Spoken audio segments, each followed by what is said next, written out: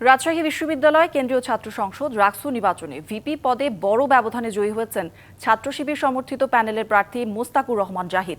আর GS পদে জিতেছেন আধিপত্য বিরোধী ঐক্য প্যানেলের সালাউদ্দিন আম্মার। প্যানেলের প্রার্থী শেখ নূর উদ্দিন আবিরের চেয়ে ৯,১৮১ ভোট বেশি পেয়েছেন শিবিরের প্রার্থী মুস্তাকুর রহমান। ১৭টি হলে তার প্রাপ্ত ভোটের সংখ্যা ১২,৭১২।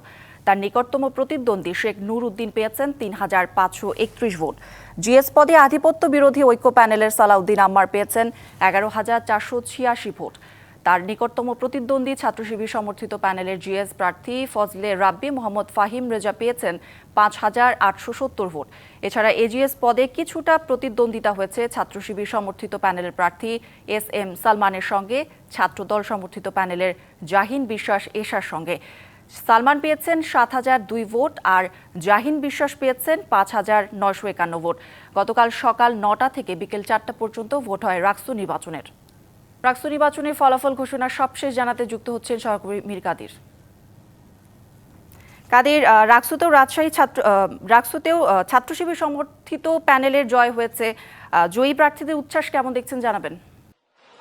কৌড়ি প্রায় ১২ ঘন্টা ধরে কিন্তু ফলাফল গণনা হয়েছে, তারপরে কিন্তু রেজাল্ট প্রকাশ হয়েছে। যদিও এখনো অফিসিয়ালি সবগুলো হলের একসাথে ঘোষণা করা হয়নি, তবে ১৬টি হল ঘোষণা করা হয়েছে এবং সেটা হিসেব করে আমরা দেখেছি যে বিপি পদে ছাত্র শিবিরের যিনি সভাপতি এবং মুস্তাকুর রহমান জাহিদ তিনি কিন্তু জয়লাভ করেছেন। অন্যদিকে জিএস পদে কিন্তু সাবেক সমন্বয়ক সালাউদ্দিন আম্মার তিনি স্বতন্ত্রভাবে দাঁড়িয়েছিলেন। তার প্যানেলের নাম ছিল আধিপত্য বিরোধী ঐক্য, সেই প্যানেল থেকে তিনি জিএস পদে জয়লাভ করেছেন। এদিকে এজিএস পদে কিন্তু শিবিরের প্রার্থী SM সালমান সাব্বির তিনি জয়লাভ করেছেন। যদিও ছাত্র দলের প্রার্থী জাহিন বিশ্বাস এসে তিনি জেতার মতো একটা অবস্থানে ছিলেন বলে এর আগে নির্বাচনের সময় অনেক শিক্ষার্থীরা বলেছিল। তবে ভোটের মাঠে দেখতে পেয়েছি যে তিনি SM সালমান সাব্বির থেকে পিছিয়ে গেছেন, তবে তিনি বেশ ভালো লড়াই করেছেন। এবং নির্বাচনী পরিবেশ নিয়ে আসলে যদি বলি যে নির্বাচনী পরিবেশটা বেশ ভালোই ছিল। সকালবেলা দুই একটি ত্রুটি ছাড়া কিন্তু নির্বাচনী পরিবেশ ভালোই ছিল। আমরা বিশ্ববিদ্যালয়ের উপাচার্য এখানে তার সাথে একটু কথা বলার চেষ্টা করব। স্যার, একটু বলবেন যে আসলে নির্বাচনী তো শেষ হলো, সবকিছু বেশ ভালোভাবেই হলো আর কি, তো সব মিলে আপনার একটু প্রতিক্রিয়া একটু। সব মিলে তো সবার কাছ থেকেই যা শুনছি যে একটা অসাধারণ নির্বাচন হয়েছে এবং চমৎকার। তো সবাই যেহেতু খুশি, সবাই যেহেতু শুনছি যে ছাত্রছাত্রীদের যে অনুভূতি, আমরাও খুশি আর কি। সুন্দর করেই হয়েছে, সবকিছুই সুন্দরভাবে হয়েছে।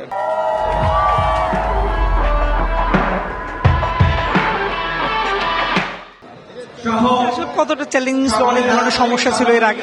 এটা অসম্ভব চ্যালেঞ্জিং ছিল। এটা আসলে রাজশাহী বিশ্ববিদ্যালয়তে আমাদের যে পরিবেশ ছিল সেখানে অনেকগুলো এলিমেন্ট ছিল যেগুলো ইউনিক এবং ভিতরে বাইরে থেকে বহু ধরনের চ্যালেঞ্জ ছিল। অনেক চড়াই উতরাই পেরিয়ে অনেক সময়ও চলে গেছে, অনেক সময় ক্ষেপণ করে শেষ পর্যন্ত এটা সুন্দরভাবে হয়ে গেছে। ঠিক আছে। তো আমরা স্যারের সাথে কথা বললাম আর কি। স্যার যেটি বললেন যে নির্বাচন করতে বেশ চ্যালেঞ্জিং, বেশ কিছু চ্যালেঞ্জ ছিল এবং সব চ্যালেঞ্জগুলো তারা অতিক্রম করে তারা নির্বাচনটা সম্পূর্ণ করতে পেরেছেন এবং শিক্ষার্থীরা বলছেন যে নির্বাচনটা বেশ সুষ্ঠু হয়েছে। আমরা একটু বিশ্ববিদ্যালয়ের তো আমরা একটু বিশ্ববিদ্যালয়ের উপপ্রচারের সাথে কথা বলবো। স্যার, নির্বাচনী পরিবেশ কেমন ছিল বা কতটা চ্যালেঞ্জিং ছিল, সব মিলিয়ে কেমন হলো আসলে একটু বলুন। আলহামদুলিল্লাহ, সব মিলিয়ে খুব সুন্দর হয়েছে এবং পরিবেশও খুবই ভালো। একদম নির্বাচনের শুরু থেকে আমাদের ছাত্রছাত্রীরা সুশৃঙ্খল ছিল। আমাদের যে সকল শিক্ষক সহকর্মী আছেন তারাও সহযোগিতা করেছেন। সব মিলিয়ে রাজশাহী বিশ্ববিদ্যালয় পরিবার, সাংবাদিক, পুলিশ, আইনশৃঙ্খলা রক্ষাকারী বাহিনী সকলের সহযোগিতা একটা সুন্দর নির্বাচন উপহার দিতে আমরা সক্ষম হয়েছি। তো আমরা আসলে যে ভোট কেন্দ্রে আমরা এখানে আছি, তো কিছুক্ষণ পরে অফিসিয়ালি ফলাফল ঘোষণা হবে। কাদির, ধন্যবাদ আপনাকে।